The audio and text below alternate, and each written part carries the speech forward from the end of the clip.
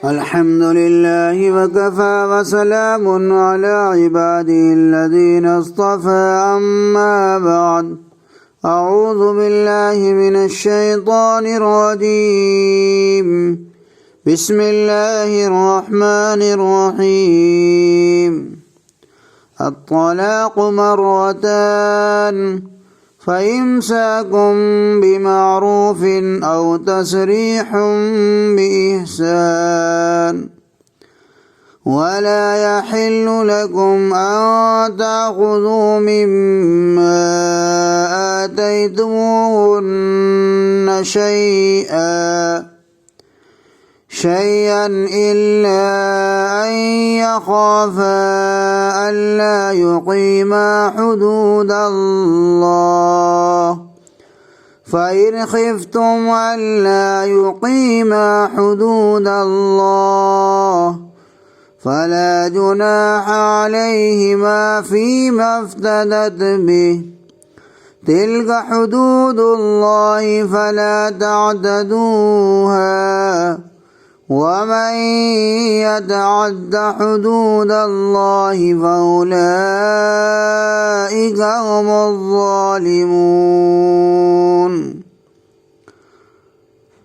اور جن عورتوں کو طلاق دے دی گئی ہے وہ 3 حیض تک دوسرے نکاح سے رکی رہیں، اور اگر وہ اللہ اور آخرت پر ایمان رکھتی ہوں تو ان کے لیے روا نہیں کہ اللہ نے ان کے رحم میں جو پیدا کیا ہے وہ اسے چھپائیں، نیز اس مدت میں ان کے شوہر ان کو لوٹانے کے زیادہ حقدار ہیں، بشرطے کہ اصلاح مقصود ہو۔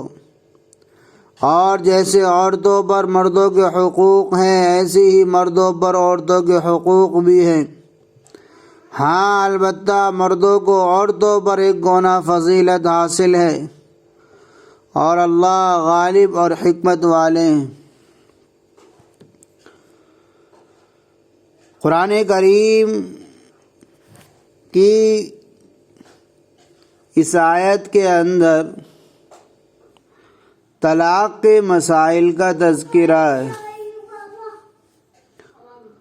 عرب میں زمانہ جاہلیت میں طلاق کی کوئی تعداد مقرر نہ تھی،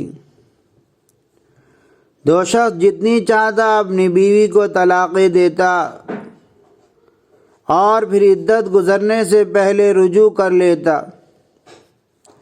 اس لیے بعض لوگ عورتوں کو تنگ کرنے کے لیے بار بار ایسا کرتے تھے۔ اللہ تعالیٰ نے یہ آیت نازل فرما کر اس کا سدباب کیا اور رجوع کرنے کی اجازت کو 2 طلاقوں کے ساتھ محدود فرمایا۔ چنانچہ ارشاد ربانی ہے الطلاق مرتان فإمساك بمعروف أو تسريح بإحسان۔ وہ طلاق جس میں رجوع کرنا درست ہے 2 مرتبہ کی ہے، پھر 2 مرتبہ طلاق دینے کے بعد 2 اختیار ہیں، خواہ رجعت کر کے عورت کا رکھ لینا قاعدے کے موافق، یعنی رجعت کر کے اس کو اپنے نکاح میں رہنے دو، اور یا اس نے اسلوب کے ساتھ اس کو چھوڑ دو کہ اس کی عدت گزر جائے اور جہاں چاہے وہ عورت نکاح کر لے۔ تو یہاں یہ بتلایا گیا ہے کہ رجعت صرف 2 بار طلاق دینے کے بعد ہو سکتی ہے، یعنی 2 طلاق تک تو اختیار دیا گیا ہے کہ عدت کے اندر مرد چاہے تو عورت کو پھر دستور کے موافق رکھ لے، لیکن عدت کے بعد رجعت باقی نہیں رہتی۔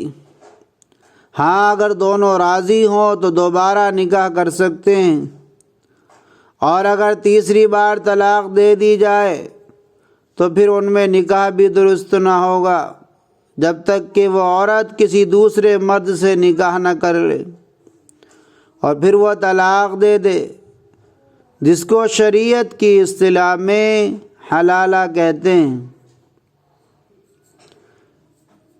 آگے اللہ تبارک و تعالی نے مایا کہ بیویوں کو دیا ہوا مال واپس نہ لو۔ زمانہ جاہلیت کی ایک ظالمانہ رسم یہ تھی کہ جب کوئی شخص اپنی بیوی کو طلاق دیتا تو جو کچھ اسے دیا ہوا ہوتا وہ بھی اس سے چھین لیتا۔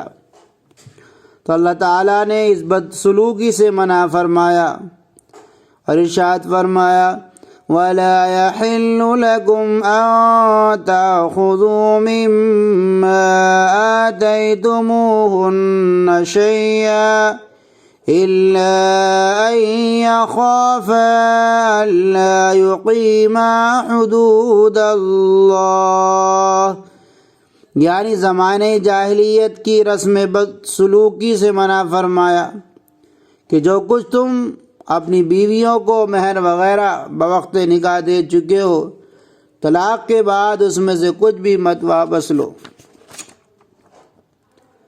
آگے اللہ تبارک و تعالی نے خلا کے بارے میں بیان فرمایا۔